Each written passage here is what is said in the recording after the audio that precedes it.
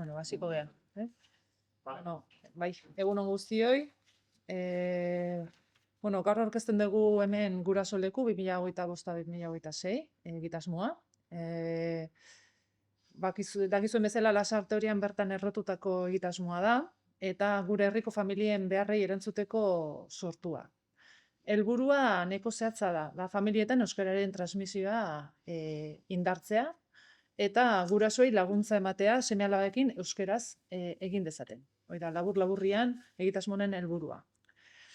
Kontuan hartu behar dugu Lasarte Horiaren egoera soziolinguistikoa zein dan, dakizuen bezala hau anitza da, familiako hizkuntza euskara, gaztelania eta beste hizkuntzaren bat izan arren, badira hoien artean euren seme-alabak euskaldun oso izan daitezen pausoa eman nahi dutenak, eta euskaren aldeko hautua egin nahi dutenak.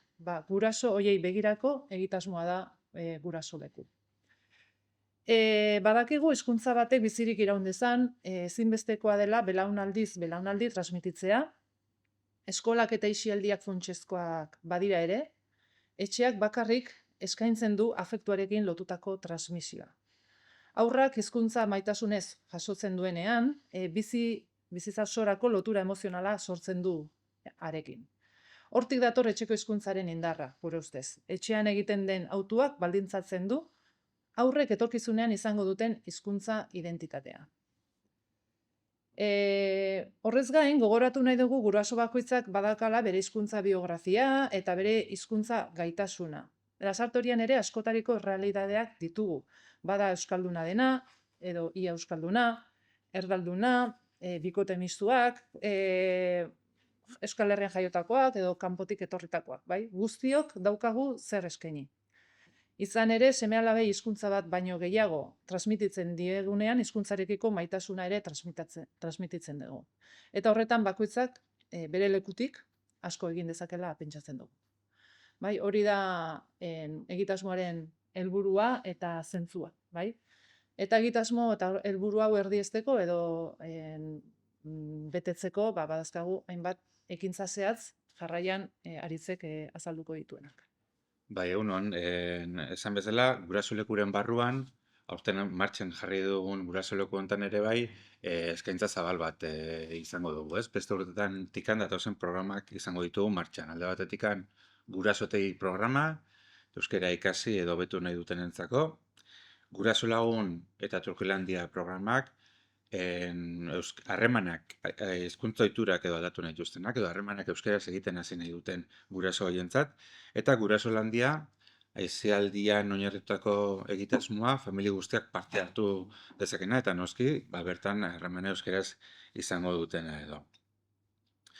Hau izango da urtengo eskaintza ere bai, eta bueno, alde batetik gonbidatu nahi ditugu herritar guztiak eta guraso guztiak parte hartzea, baina baita ere komentatu nahi dugu nola hau ez den komunitate osoaren proiektua den, ez? Ez da bakarrikan udala edo Jakun Elkartearena, ez? Bertan hartzen dute parte bai herriko ikastetxeek, haurreskolak, euskaltegiak ere bai, eta guraso elkarteak ere bai. Orduan, bueno, modu komunitario baten egiten den eta sortzen den programa bat dugu. Iruditzen zaigu aukera bat dela, herriak behar duelako baita ere euskaldun osoak izatea, familiak ere behar dute, baina baita ere aurroiek ere behar dute baita ere, ez? Euskaldun oso izatera iristea. Eta esan bezala gonbidatzea berriz ere parte hartzera. Eta, bueno, jarraian Anari emango jotitza, eta, bueno, ekintza zehatz bati buruz hitzen nahi dizue, edo azaldu nahi dizue, eta batez ere jaio berriei begira bideratzen ditugun ekintzetako bat. Bai, kaixo guztioi. Pixka bat, Estitxuk eta Aritzek esan dutena osatze aldea, guraso egitegean momentua izaten da, hori ez, oso esperientzi bizia, eta orduan momentu hortan, Aritzek aipatu ditun proiektu guztiotaz aparte, udalak eta euskara zerbitzutik egiten dugu jaioberrien gurasoei harrera. Orduan, Lasarten jaiotzen dian haur guztien gurasoei egite zaie aurrez aurreko deia egiteko gonbitea, eta esaten zaie etortzeko udalea opari baten bila, haur bat jaiotzea badalako opari bat, eta horrelako oparitxo bat oparitzen diegu, ongi etorri jaioberriak deitzen dana, Eta honen barruan eskaintzen diegu pixka bat euskerazko hautua hartzen badute, ba, nolabait ere laguntza izan daitezkeen baliabideak edo.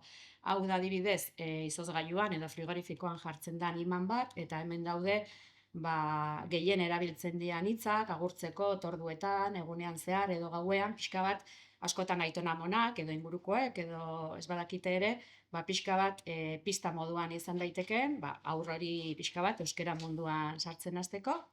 Gero baita ere dauka horrek osagarri moduan liburutxo bat, euskerazko zeakin, ipuiekin eta horretaz aparte daka CD bat ere bai, eta CD hontan badaude jolasteko ba, letrak eta abestiak, eta bueno, nahiko erakargarria da.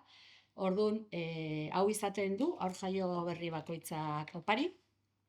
Iaz adibidez, badakigu 115 haur jaio ziala sarten, eta horietatikan ia 100 harrera ingenien. Oso harrera ona, deitzen diegunean oso harrera ona egiten dute, eta nahi izaten dute etorri udalera. Gutxi batzuk gelditzen dira ezin dutelako, edo ez dakatelako baliabide, baina orokorrean oso harrera ona hartzen dute. Eta opari hau emateaz gain, ba, zer da importantea guretzat, guk galdetzen diegu zein dan beraien euskara ezagutza, gurasoen euskara ezagutza zein dan, galdetzen diegu ere etxean erabiliko duten hizkuntza zein izango dan, euskara, gaztelania edo beste bat, eta horretaz aparte, ia pentsatu duten aurraren inguruan, hori, ba, ze hizkuntzetan edo ia pentsatu duten euskerazko eredu batean murgiltzea edo beste zerbait pentsatu duten. Orduan datu horiek jasotze ditugu guk, gero bazterketak egiteko. Eta baita ere ematen dizkiegu baliabide batzuk, ba, ze hauek bezala, karpetatxo hau bezala eta hemengo baliabideak bezala, ba, badazkagu beste buruntzaldea eus eta horrelako baliabideak, eta ematen dizkiegu baliabide horiek, ba, bertara jotziko behar badute edo zer gauza. Hori da pixka bat. Eta aurtengo berrikuntza moduan edo da, hau ematen diegu haur jaio berriei, etortzen dianean, gurasoekin etortzen dian normalian, oso txikia dialako. Eta askotan, anai-arreban bat ere etortzen da beraiekin, txikitsua dana. Orduan, oraindik ez dugu martxan jarri, baina hor zintzilikatutako neurgailu hori da, aurtengorako dakagun berrikuntza edo.